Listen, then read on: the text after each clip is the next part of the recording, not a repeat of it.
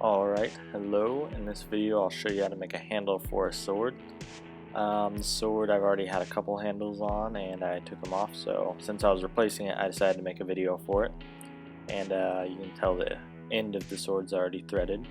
If you want a tutorial on how to actually make a sword, there will be a link in the description. I have one of those on my channel. So yeah, without further ado, let's get started. Alright, first thing I did was get a 1x1 square piece of wood. My handle was about 7 inches, so this is maybe 6 3/4, and I'm just shaping it up a little on the belt sander. After I sanded off the rough edges and made the handle a little bit smoother, I drilled through the middle of it with a foot-long 3/4 inch drill bit. And the reason I used a 3/4 inch was because the widest part of my tang was 3/4 inches wide. It was slightly larger, so it ended up working out perfectly. And once I had a hole drilled through the center, I worked on the belt sander and the bench grinder and took off the corners of the wood and kind of started shaping it. It was a little uneven. It wasn't a perfect circle, as you're going to see right here. I can put my camera on. It was a little bit uneven, but that was okay. It still fit on the handguard just fine. The back end was a lot worse, but since this is only the first stage, it didn't really matter. I was able to fix it a little bit later. But once you have the hole drilled through and you shape up your handle, you just want to make sure it fits on the handguard nicely and won't overlap on that. The next thing I was going to do was put it on the sword. And how I was doing this was I was going to heat up the tang with my blowtorch. But this actually didn't work as well as I wanted it to because I did not know my blowtorch, fuel canister, it was low on fuel, so you can see the flames really dying right there. So I actually did not get the tang as hot as I needed to slide the wood on. But what this would do would burn the handle, so it would be perfect and fit on perfectly. And since that didn't actually work out for me, I just had to tap it on with a hammer, which meant I wouldn't be able to really take it off. As you can see, it's not really burning right there. I didn't have it hot enough, which if that happens, that's not a problem. You just won't be able to take it off. So you can see it right there. It's on there fine, and it looks good, but if I wanted to take it off, I'd have to slide it off with the handguard, which is a lot harder.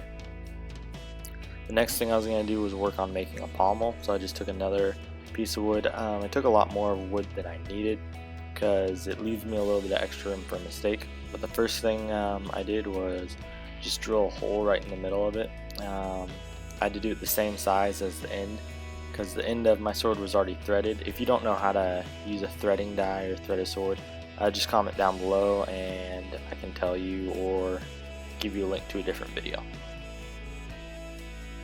So that was the right size I needed to thread the inside of the hole on my pommel.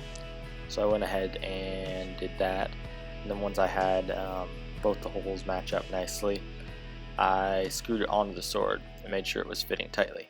And then I drew around the block of wood with a pencil so I could see where everything lined up on the pommel. So that basically would be the circle I would need to grind the pommel down to and sand it down to, so it would be the same diameter as the sword, and so everything would line up nicely. I normally would have used metal for the pommel, but I actually didn't have any metal. That's why I used wood. So otherwise I would highly recommend using metal. It makes it look a lot nicer. And I was mainly using the bench grinder on this because I'm really not patient with wood, which is kind of a bad thing. And I did want to give the pommel a lot more rustic look, so there it is partway through. I was still grinding down to where the pencil was and just making it round and small enough to where it would fit on the sword. And there it is, pretty much right before I was done on that. It was fitting really nicely and looked really good. It was still a little bit uneven, which at this point would be where I would like hand sand or file down the handle, because it is still a little bit uneven. You can tell it has a lot more on the right side and is a little bit bowed. It still looks good, but if you're really picky about that stuff, then just hand sand it down or use the belt sander at this point. and then make sure the pommel fits nicely.